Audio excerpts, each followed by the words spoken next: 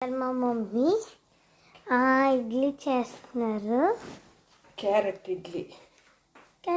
ఇడ్లీ అంట చూసేద్దాం.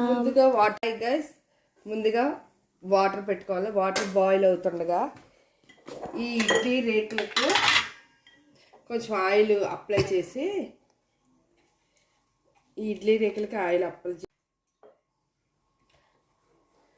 చక్కగా ఆయిల్ పెట్టినట్లయితే ఇడ్లీ ఓడకుండా అంటే చక్కగా వచ్చేస్తాయి.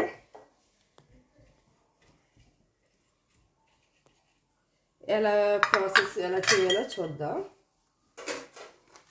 ముందుగా ఇడ్లీ పిండి నైట్ నానబెట్టేసుకొని నైటే రుబ్బేసుకుని నైట్ అలాగా వదిలేయాలి బయట. తర్వాత ఉదయానికి చక్కగా ఇలాగా పులుస్తుంది అన్నమాట పిండి. ముందుగా ఇప్పుడు ఇడ్లీలు వేద్దాం. చూడండి, ఒక గట్టి చాలు ఇలాగా. ఇడ్లీ పైన క్యారెట్ చల్లొచ్చు. ఇది హెల్దీ ఇడ్లీ అన్నమాట. ఇది హెల్దీ ఇడ్లీ. క్యారెట్ తినలేని వాళ్ళు కూడా చక్కగా చట్నీతో తినేస్తారన్నమాట. ఓకేనా గైస్, చూడండి, హెల్దీ రెసిపీ కూడా. పిల్లలకి పెడితే చక్కగా ఈ క్యారెట్ వల్ల ఎన్నో ఉపయోగాలు ఉన్నాయి కదా. హై సైట్ తగ్గుతుంది, కళ్ళకి కూడా చాలా బాగుంటుంది అన్నమాట. అందుకని క్యారెట్ ఎక్కువగా యూజ్ చేయండి. నువ్వు కూడా అయ్యమ్మా.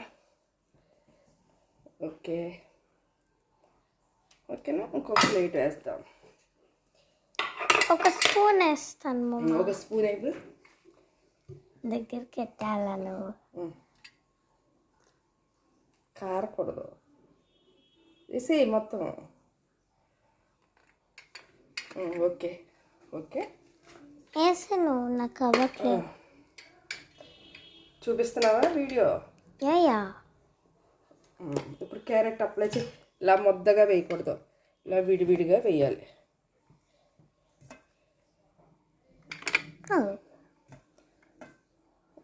ఓకేనా?